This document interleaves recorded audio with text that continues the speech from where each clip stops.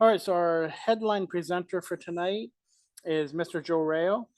Joe was a broadcast meteorologist for over 40 years. He holds the seals of approval of the American Meteorological Society, AMS, and the National Weather Association, NWA. He still serves as an associate and guest lecturer at New York's Hayden Planetarium. He also writes about astronomy for the online news service space.com. As well, he's written for magazines, Natural History Magazine, Sky and Telescope, the Farmer's Almanac, and other publications.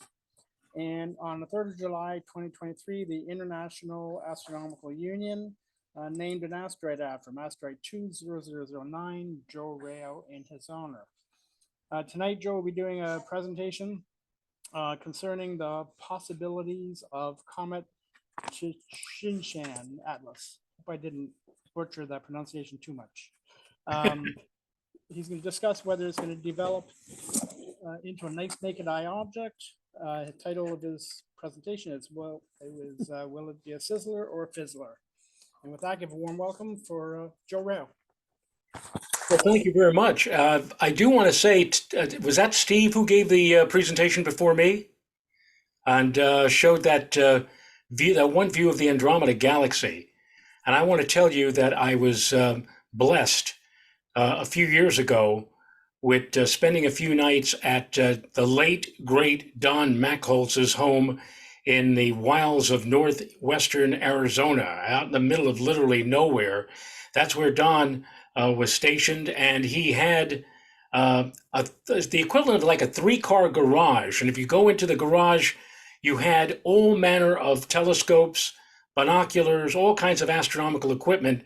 And I was honored to spend one morning with Don while he was comet hunting. Don had discovered 12 comets visually with all manner of telescopes. So he was comet sweeping that morning. And when I was out there with him, he said, "Go ahead, take your pick. Use anything you'd like." I mean, he had everything in there. He had like a 18-inch telescope. He had a Dynascope from the 1960s in perfect working order. But he had built a pair of binoculars with 6-inch objectives. 6 inches wide were the objective lenses.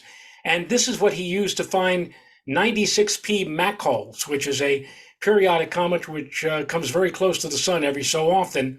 And he said, "You want those? Well, you could use those." So while he's sweeping the sky looking for comets, I had these 6-inch monsters all to myself. And one of the first things I looked at with them, it was late in May, so we got a view of the autumn sky just before sunrise.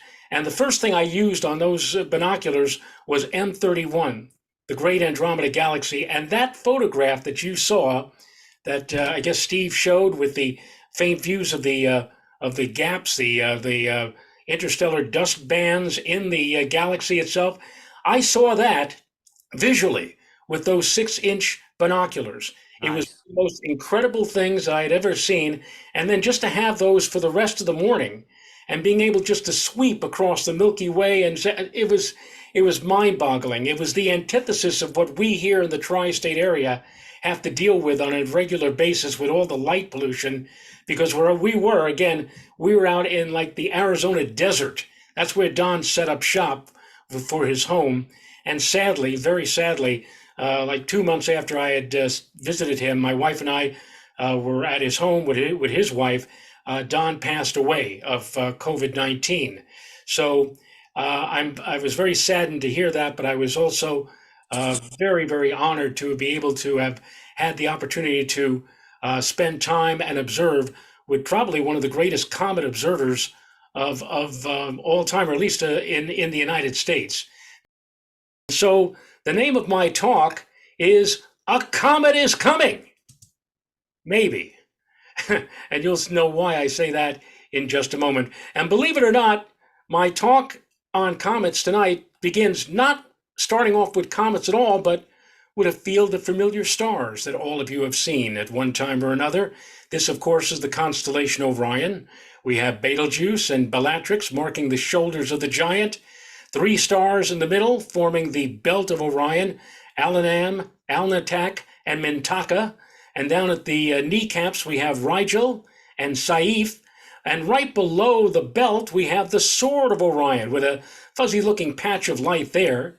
And if we zoom in on that, using the Hubble Space Telescope, this great cloud of gas, so big that it would take 26 years for a ray of light to go from one end of it to the other, traveling at 11 million miles every minute of those 26 years.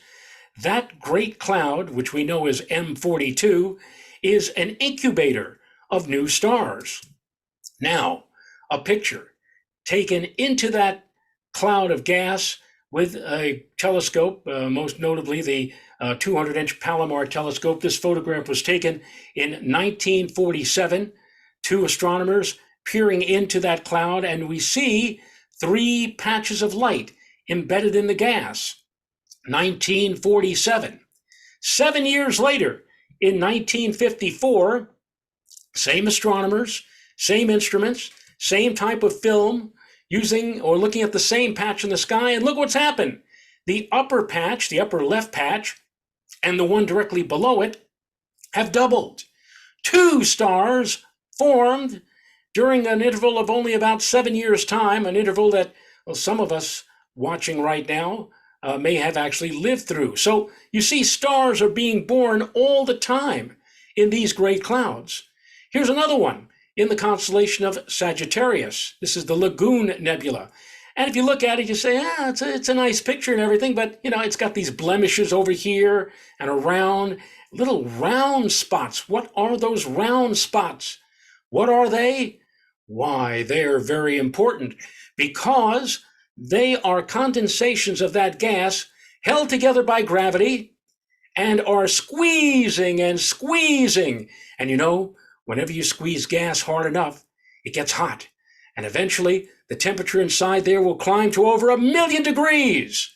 A star is born because the thermonuclear reaction of fusion becomes spontaneous, and a star lives.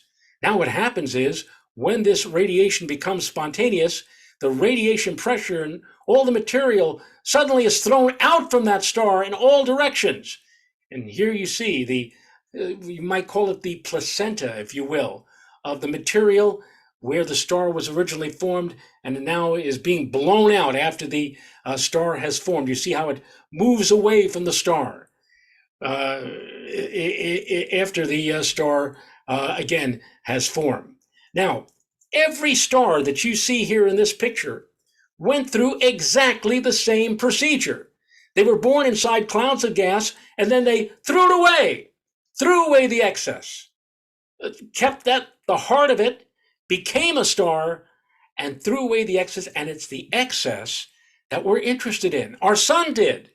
Our sun, born in this fashion, 5.5 billion years ago, forming at the same time as the planets. Well, I want to tell you how difficult it was for me to take that picture. But nonetheless, all of this, part of our tiny little neighborhood in space, but once where you and I now dwell, there was a cloud. And much of the material in that cloud is stardust from a cloud, a star that was once here, where the sun is right now. And in that cloud, in that sun, I should say, as I speak to you now, hydrogen is being transformed into helium, but there are 68 different chemical elements in that sun. Where did they come from? Where did all the elements here on Earth come from? They came from the stardust that had been in the cloud before our sun was truly a star. And so we are second generation at least, and maybe even third. And those chemicals are very important because they're important to you, because every atom in the room that you're sitting in right now, in the ceiling, in the glass in the light bulbs, in your chair, in your clothing, in your hair, in your bones, in your teeth, every atom that's not hydrogen was formed in the bosom of a star. That makes you and me and everybody around you stardust, believe it or not. Well, anyway, that material that was blown out when the star was formed, it goes out beyond what is now the solar system, far, far beyond it. And let me tell you, it is bitterly cold out there. The temperatures are probably only within a few degrees of absolute zero. And the matter that's out there, whatever the matter, state of matter is here on Earth, is frozen into tiny little particles. Particles that, well, some of which have an electric charge on them, some of which are coming together by gravity and piling on to one another by accretion, forming a lump or a ball of mass. The cloud that this material congregates in is known as the Oort cloud. And somewhere in this cloud, this packing together with the consistency of cigar ashes begins to build up.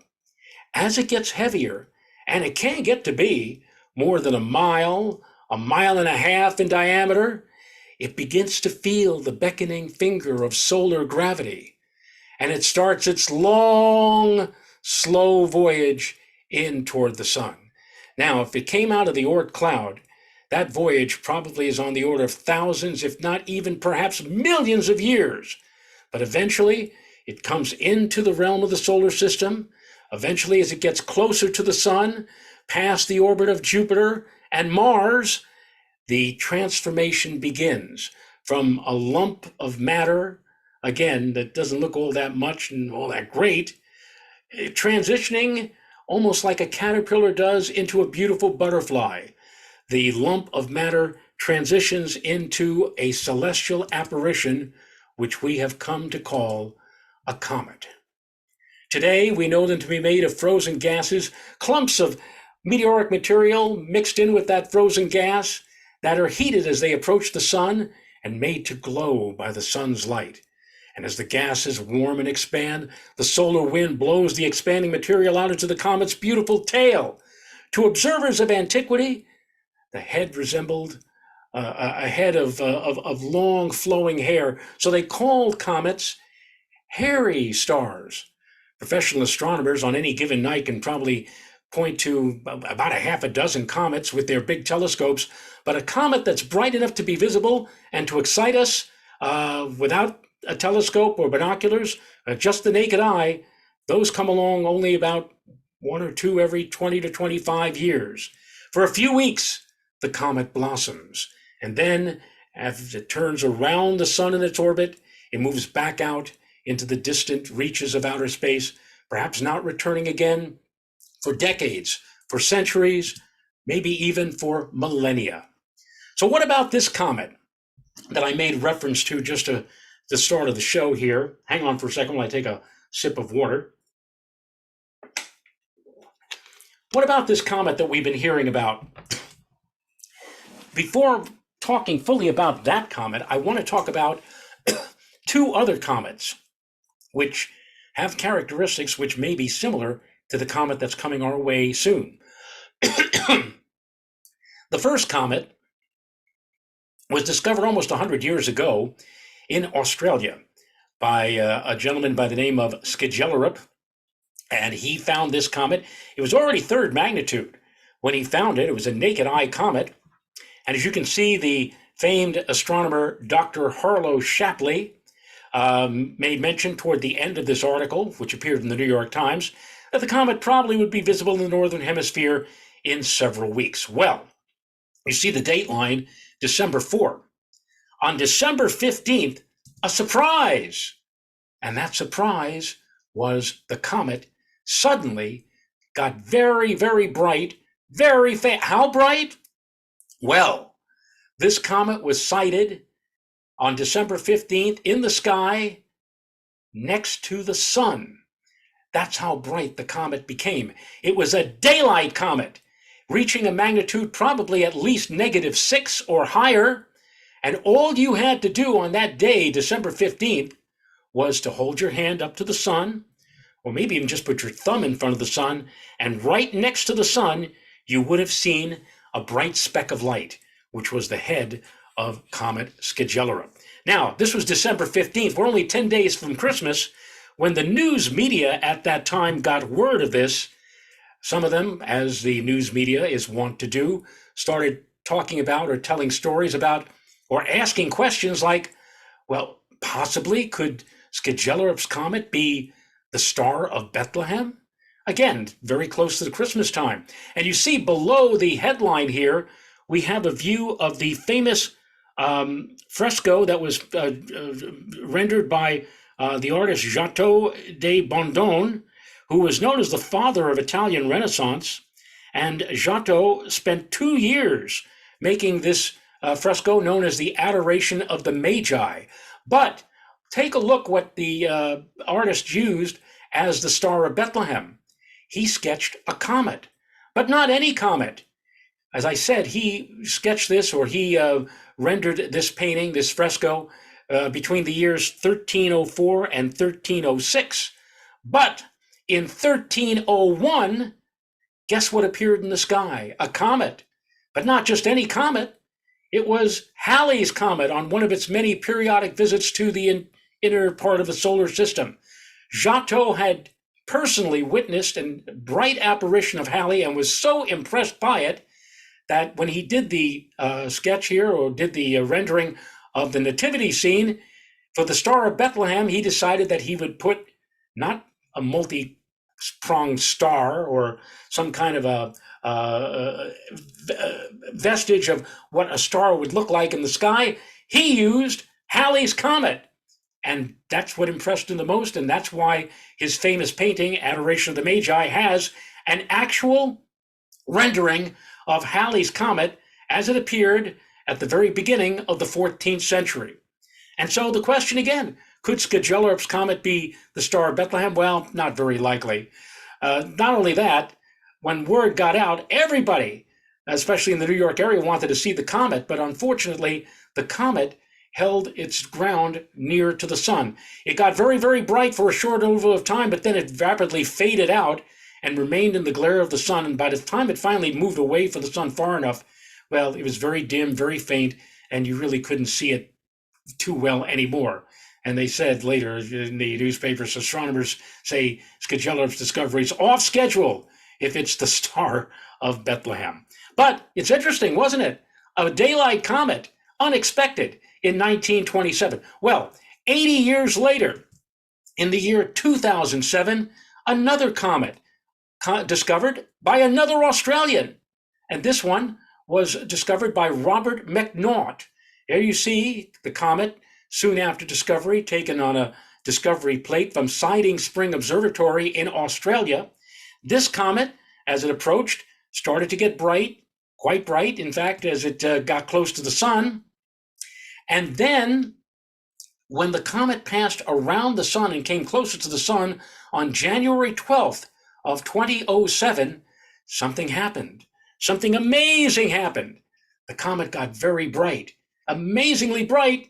I'll show you how bright. This, many of you have seen photographs of the sun or movies of the sun taken by the SOHO satellite, the Solar Observatory, heliocentric observatory. It's about 1 million miles out in space from the Earth, and it's watching the sun 24/7.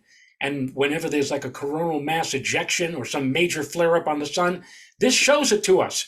The sun is this circle here, and it's obscured by this circular disk, this dark disk, so you can't see the sun. You certainly can see a view of the corona, and you can also see background stars and planets. Here, for example, right here, is the planet Mercury, which at this particular moment in time, January 12th, 2007, was shining at negative 1.5 magnitude. In other words, Mercury at this time was shining as brightly as Sirius, the brightest star in the sky.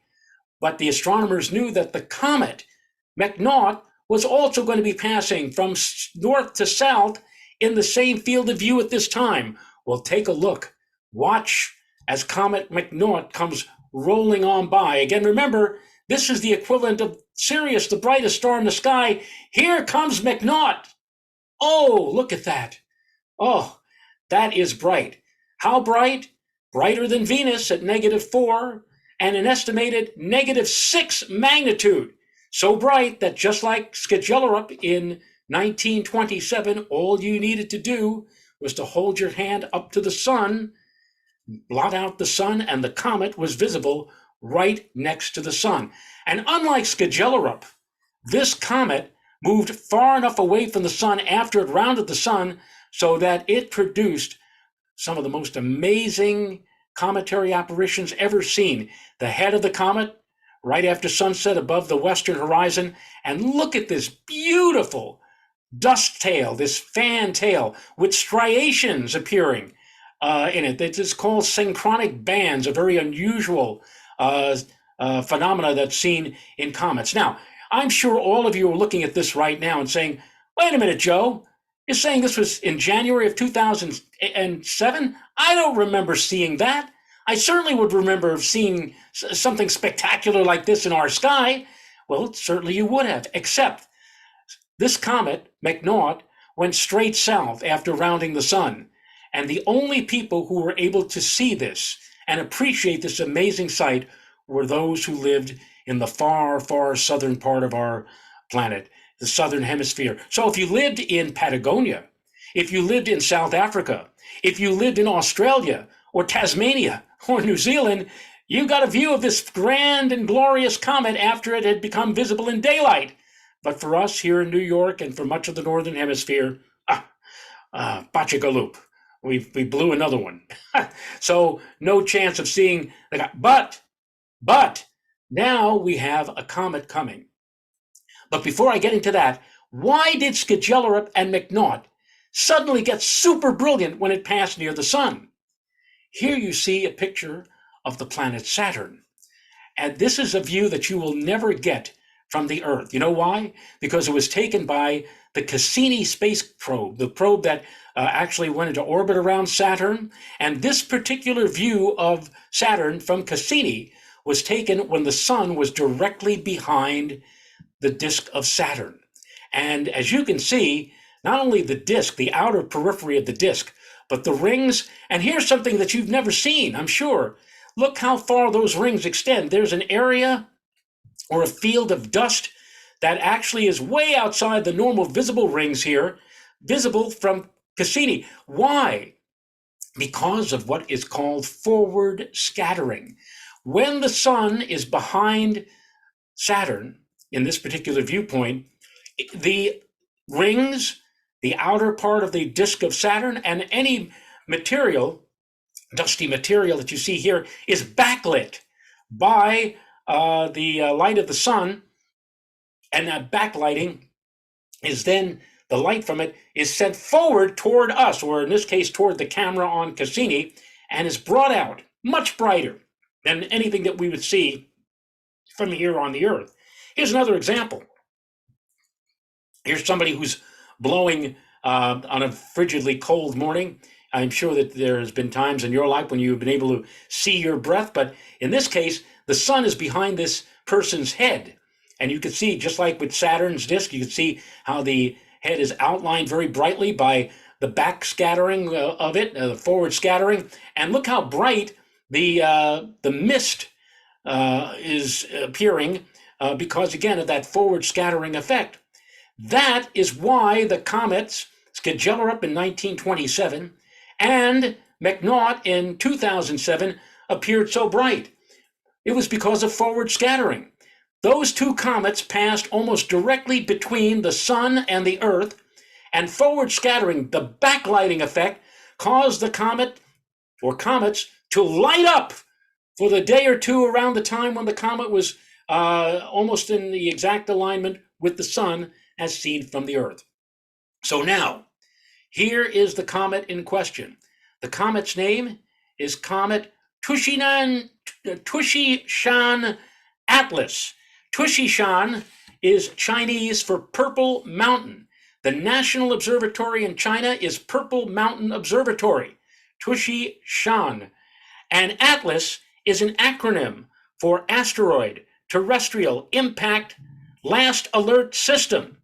In other words, we have two telescopes, robotic telescopes in Hawaii, one in South Africa, one in Chile, 24/7, watching the skies and watching for that asteroid that may possibly be heading directly toward us. And of course, when they're looking for asteroids, they sometimes find other things, and they found a comet. And there it is. It was first found by the Purple Mountain Observatory and then by the ATLAS robotic telescopes. And that comet was this object right here. See the arrow pointing in the insert here? This is how it looked in January of 2023, when it was about 650 million miles from the Earth. Then we fast forward to April of this year, and everybody by April of this year, as you remember, getting excited about the solar eclipse. But hey, look at the comet. The comet is about 300 million miles closer to us. Now, not only does it look larger, but it's also brighter, and it's beginning to form a tail. And the orbital estimates showed that the comet was going to pass relatively close to both the Earth and the Sun during the fall of this year. Hey, this could be a bright comet. This could be something special for us to look for when we get into September or October of this year. But wait a minute. Hold your horses. Here is a paper, a technical paper that was published in July the 8th, actually, by a gentleman, Zdenek Sekanina, who is very highly reputable in the field of comets. Sekanina has been looking at comets and studying not just comets, but comets that disintegrate or break up or fragment.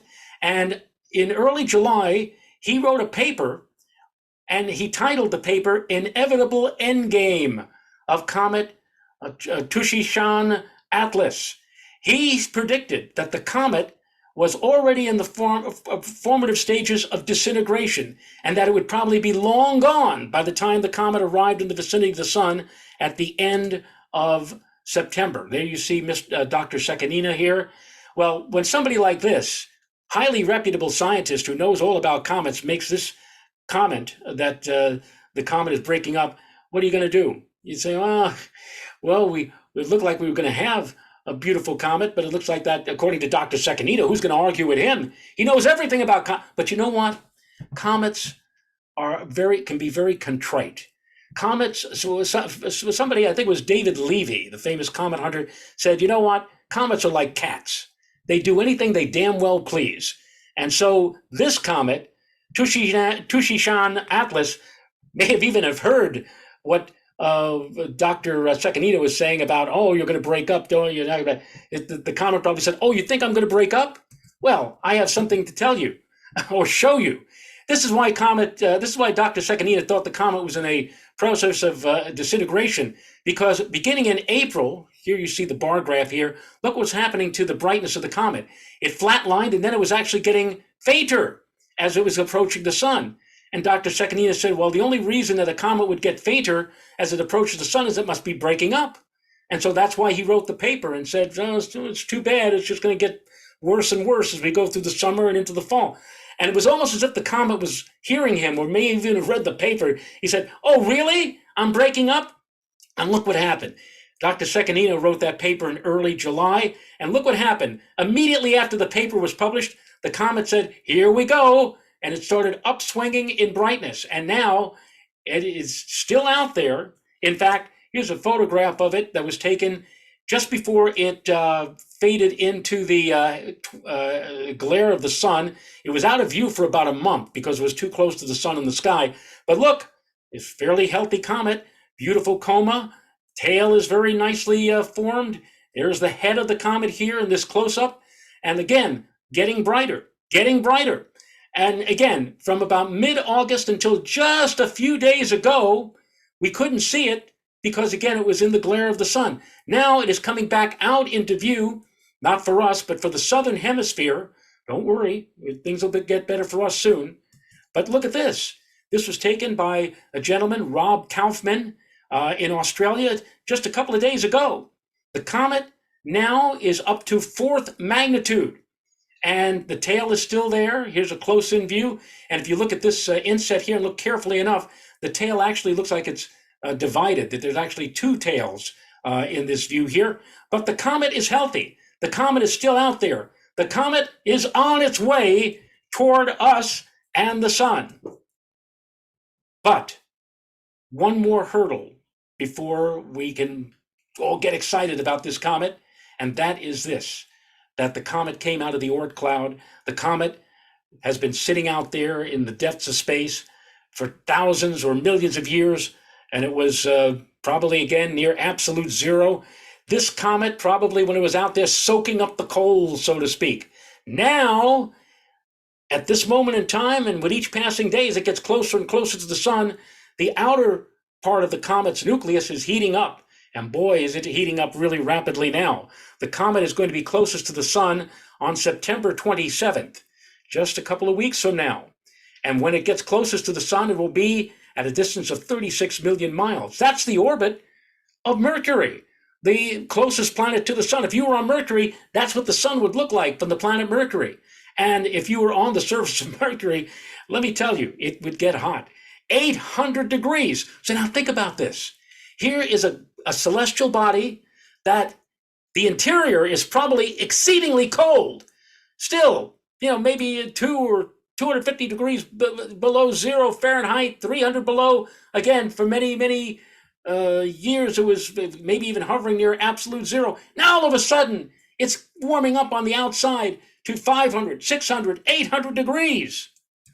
Well, what happens when you pour hot, scalding liquid into a cold beaker? What happens to that beaker? Well, you get boom! And that could very well happen when the comet passes closest to the sun on September 27th. It could completely, just like Dr. Sekanita had suggested, it may just completely break apart.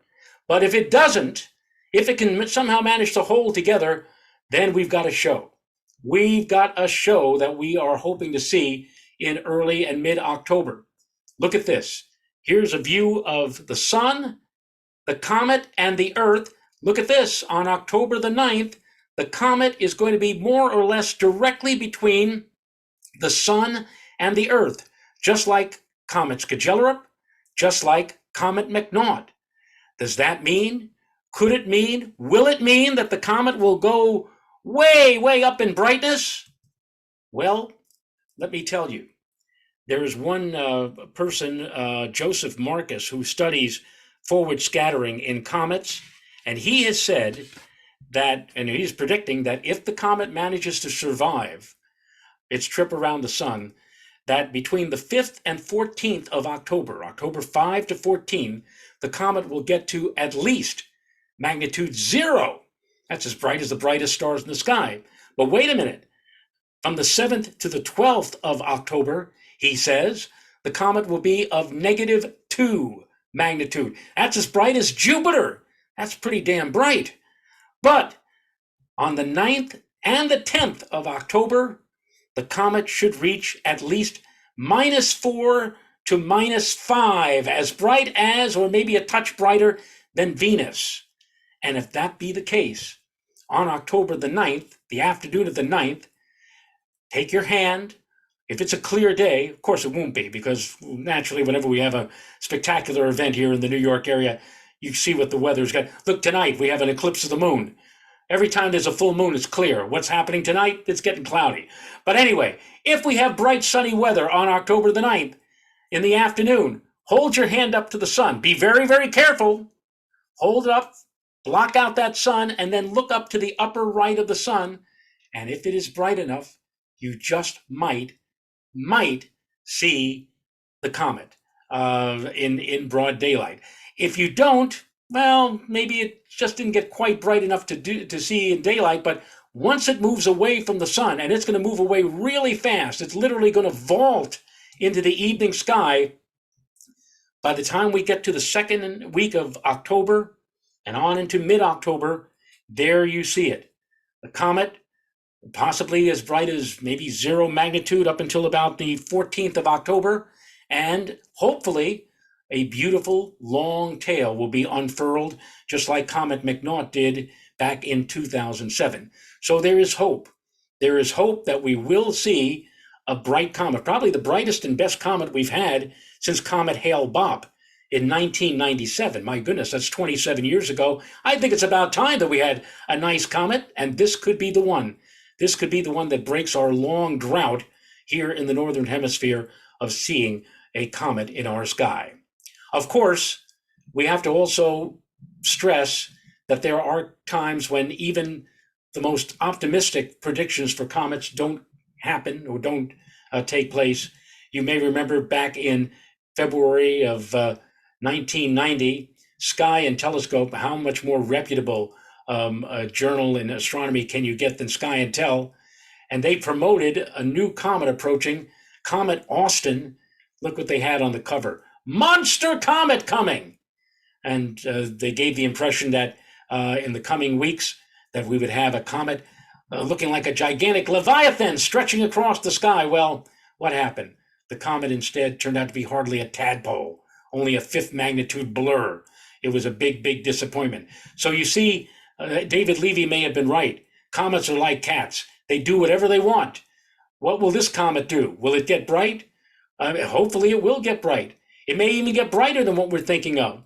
It might get brighter than what we're thinking of. We're all rooting for it to get brighter, but we're not confident about it, see?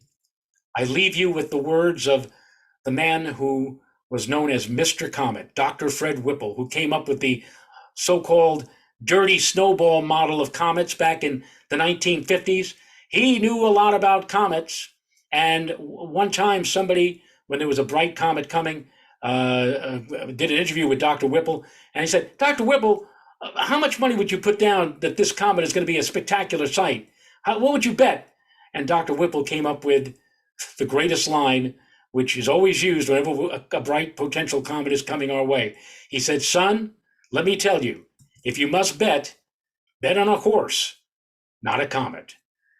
I don't know about you, but September 27th, as the late, great Fred Capicella at Belmont used to say, it is now post time. We'll see whether or not the comet or the horse or whatever gets off to a fast start on September 27th, and whether or not we'll all be rewarded with a spectacular spectacle of a comet next month in October. So that's what I have to say about the comet and comets in general.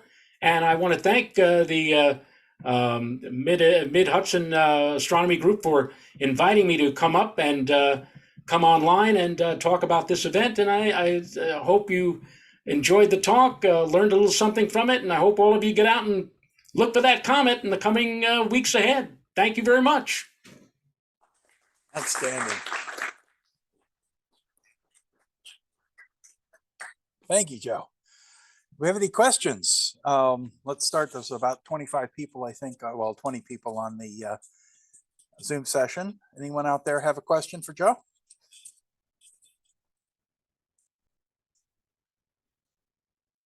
Not hearing any, so we've got one in the room. So, Bart. I think I'll catch you.